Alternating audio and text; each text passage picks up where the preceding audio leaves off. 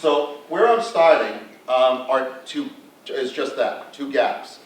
And I'm giving two definitions because you can hear me use them a little bit. One is called, one is called a performance gap and one's called an opportunity gap. Today's faculty meeting is going to focus on performance gaps. Performance gap, we all deal with this in our classes.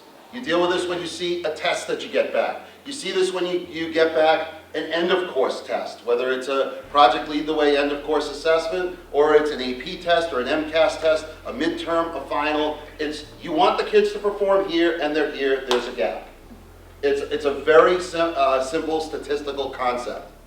And it's one that we can all kind of articulate, probably pretty well by looking at our rank books or looking at the standards that we want for kids versus where they are. Opportunity gaps are a little bit tougher. We've worked on closing those over the last few years. These are things that, like some kids who don't have access to things. The way you do that is something called the 5 whys. I'm introducing the 5 whys. You don't have to use it. If you want to use this, great. If you don't, if you just want to have a more organic discussion, great. I suggest this because it's very easy to drill down. So we looked at it and we found that kids that have multiple out-of-school suspensions are typically, this is a really easy one, high risk for meeting grade level expectations. The data you have will actually tell you how many kids are high risk for, how many kids are multiple suspensions, more than 2 suspensions, and are high risk. And you look at like their grade level expectations and they're not good. Well, why? Well, they missed class time. Why do they miss class time? Well, multiple suspensions compromises time with you, which they need. We don't have a viable in-school suspension program. Why? Well, our staffing model hasn't prioritized that, or doesn't have a model where we do something with work recovery. If you have that, I'd love to know it, because to us, it doesn't exist. The kid goes out, they're home, we tell them at every single suspension meeting, it would be really awesome if you walk back in with a pile of makeup work, but we know it doesn't happen.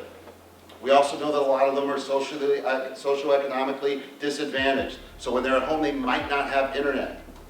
So you say, we say it every time, teacher, put that work on Google Classroom. Oh, we'll take your iPad away because you're being a dick.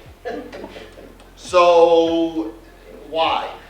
Well, we haven't prioritized in-school options. We found some. We've suspended a lot of kids. We've suspended a lot of kids this year. I had 3 exclusion hearings on Monday. So, maybe a recommendation for us would be to research and advocate for a better in-school suspension program and limit out-of-school suspension. That's just one example of how you can use the whys and get from suspension impacts grades to here's a possible solution. So what are some things we can do? What is who are these, or what do we think is consistent among the high, the moderate, and the low?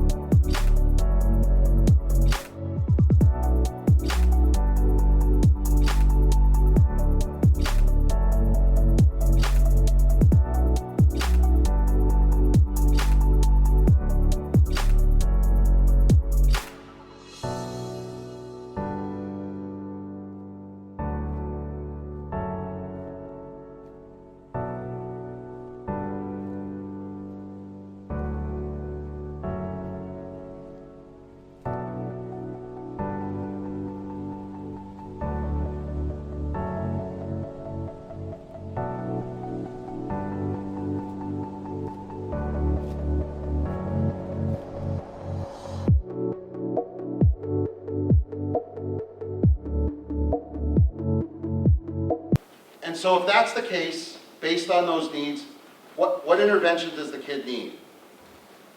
A lot of times we say things like, well, if you stay after school. A lot of times we'll say things like, if you come after class. Or stop by tomorrow during flex.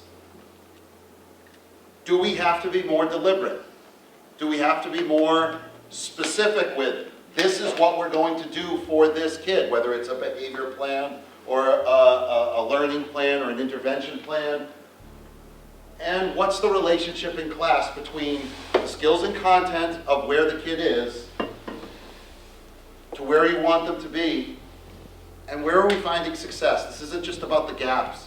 You have kids who are achieving, and you have some kids that are doing some things in your classes that you're really proud of, or some way of doing things that you're really proud of that might need to be transplanted somewhere else.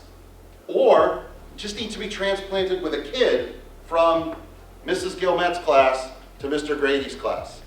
Except I don't think they have any kids in common, so that would be really hard to do. And then what sort of support do you need from us as we plan? Is this about how we integrate co-teaching? Is this about how we plan intervention blocks? Is this about how we plan support blocks? We're going to start building the master schedule for next year. Is this about certain class size dynamics? Is this about giving kids what they need? What is it that you need us to be aware of, because we're not in that classroom every single day? So thank you, and keep that in mind when we go back and wonder, like, how do we reach the highest of high need kids? Because that's what you're doing every day.